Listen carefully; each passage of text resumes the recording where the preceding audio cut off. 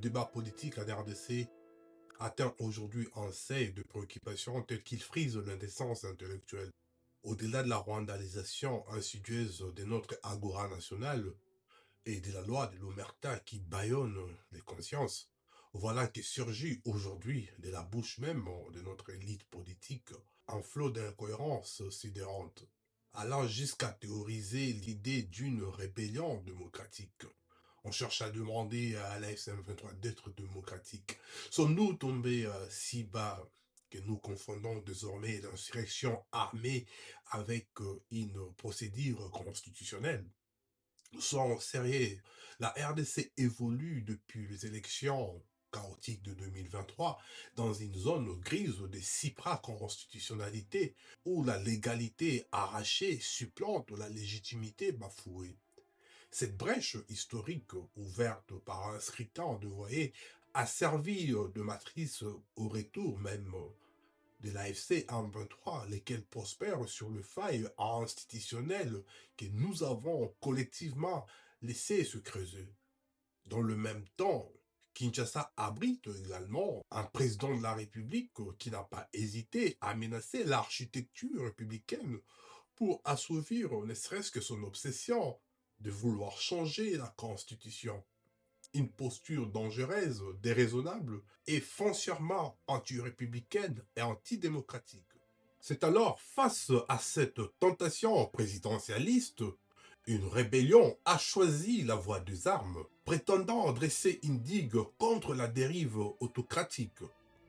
Pourtant, la voilà qui, du jour au lendemain, nous sert en discours nouveau, vantant également un fédéralisme des substitutions, sans même se préoccuper du souverain primaire, sans référendum, sans débat national, sans légitimité populaire.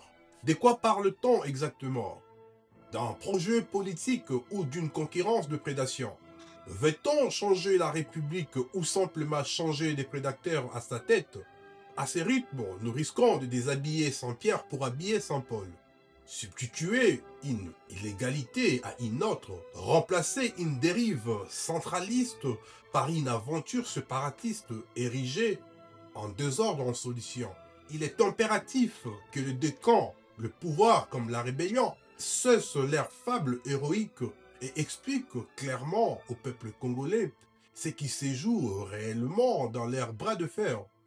Est-ce la défense de l'intérêt général ou la préservation d'ambitions personnelles travesties en plaidoyer patriotique? Parce qu'au bout du compte, ce n'est ni le fédéralisme improvisé ou imposé par les armes, ni encore moins l'unitarisme décentralisé, corporalisé et au garde à vous qui offriront un avenir meilleur au Congo, encore moins aux Congolais. Le Congo n'a trop souffert de prestidigitateurs politiques qui manipulent les discours républicains pour masquer leur boulimie du pouvoir.